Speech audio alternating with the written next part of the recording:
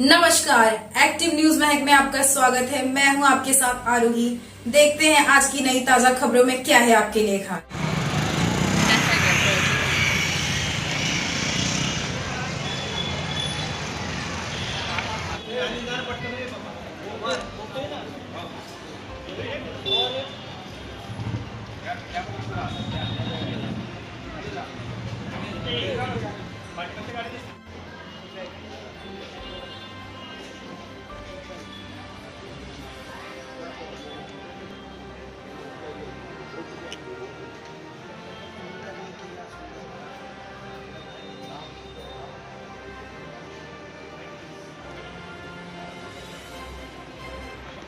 नेमका दरोडा कशा प्रकारे करायचे आणि कोण आहे त्याची पार्श्वभूमी काय कसं यांना ट्रॅक करणार हातोळा पोलीस ठाण्याच्या हद्दीतली घटना आहे।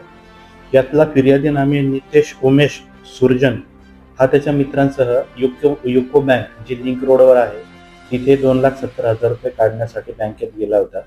तर तिथे काही लोकांनी त्याच्या जवळ येऊन आम्ही क्राईम ब्रांच ठाणे येथील पोलीस आहे असे सांगून त्या फिर्यादीसह त्याच्या मित्रांना त्यांनी सोबत आणलेल्या इर्टिगा गाडीमध्ये बसवून त्यांना स्मशान रोड या ठिकाणी घेऊन गेले आणि त्यांच्याकडची संपूर्ण रक्कम ही त्यांना मारहाण करून त्यांना धाक दाखवून त्यांच्याकडनं काढून घेतली होती।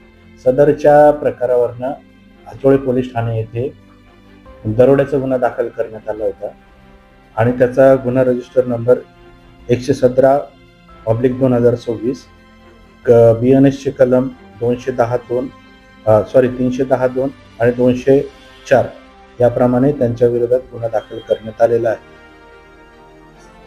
यांच्याकडून काय काय जप्त करण्यात आलं आणि हे कसं लुटायचे काय करायचे? सदरचा गुन्हा दाखल झाल्यावर हा प्रकार गंभीर असल्याने तात्काळ आम्ही वरिष्ठांच्या मार्गदर्शनाच्या प्रमाणे आपल्या DB टीमला आदेश दिला होता।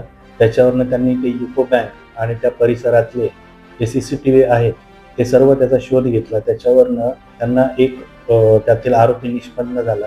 त्याच्या हालचालीवरनं त्याला आपण ताब्यात घेऊन त्याच्याकडे अधिक चौकशी केली असता त्यांनी सदरचा गुन्हा कबूल केला आणि त्याच्यासोबत असलेले इतर जे 4 सहकारी आहेत ते सुद्धा निष्पन्न झाले आणि त्यांना सदर गुन्ह्यामध्ये अटक करण्यात आलेली आहे। यामध्ये हे जे झिरो पोलीस होते आणि त्यांच्यावर एक पत्रकार कोण होता पत्रकार काय सांगायचं?